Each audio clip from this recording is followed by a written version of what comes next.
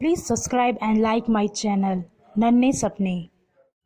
बच्चों, एक बार की बात है। एक गुरुकुल था जिसमें आचार्य अपने शिष्यों के साथ रहते थे। वो अपने शिष्यों की अलग अलग ढंग से परीक्षा लेते रहते थे ताकि शिष्यों को अलग अलग तरह की बातों का ज्ञान मिल सके। एक बार आचार्य ने अपने शिष्यों के हाथ में बांस की एक एक टोकरी देते हुए कहा, इस टोकरी में गुरुकुल के पीछे बहने वाली नदी से जल भर के लाना है और गुरुकुल के तमाम पेड़ पौधों में डालना है। ये सुनकर तमाम शिष्य चकराए और एक दूसरे का मुंह देखने लगे और चर्चा करने लगे। ओह, ये कैसी परीक्षा है? भला बांस की टोकरी में पानी कैसे भरा जा सकता है? पानी भरते ही वो निकल जाएगा और फिर यहाँ की कैरियों तक पानी का एक बूंद भी लाना संभव नहीं है। लेकिन आचार्य की आज्ञा का पालन तो करना ही था। सो शिष्य ने अपने अपने समूह में नदी किनारे पहुंचकर टोकरी पानी भरने का प्रयास करने लगी, लेकिन जैसे ही पानी उसमें भर जाता, छेद से तुरंत बाहर निकल आता। इस परीक्षा से शिष्यगण झुंझला उठे।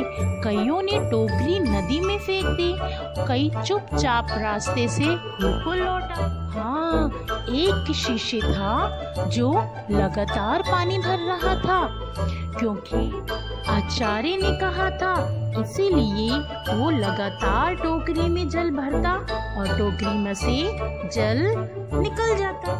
लगातार टोकरी को जल में रहने के कारण टोकरी की तिलियां फूल गई और शिष्य ने तुरंत टोकरी को नदी में डुबाकर जल भरा और गुरुकुल लौट आया और उसने सभी पेड़ पौधों को पानी देना शुरू कर दिया। तभी वहाँ आचार्य आ गए और उन्होंने अपने सभी शिष्यों को बुलाया और कहा, कार्य तो मैंने तुम्हें बहुत कठिन सौंपा था, लेकिन सूझबूझ और निरंतर प्रयास से कठिन कार्य को भी संभव बनाया जा सकता है।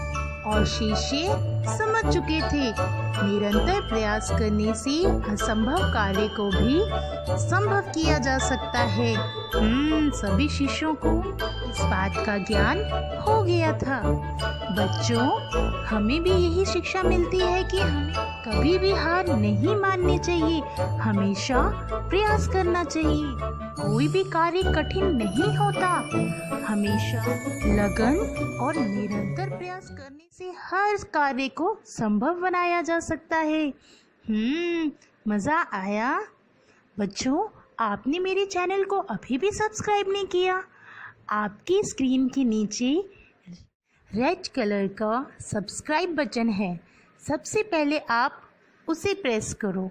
मेरी चैनल को सब्सक्राइब करने के बाद तभी तो तुम और अच्छी कहानियाँ सुन सकते हो। आपको पहले सब्सक्राइब करना है। बाय बाय बच्चों।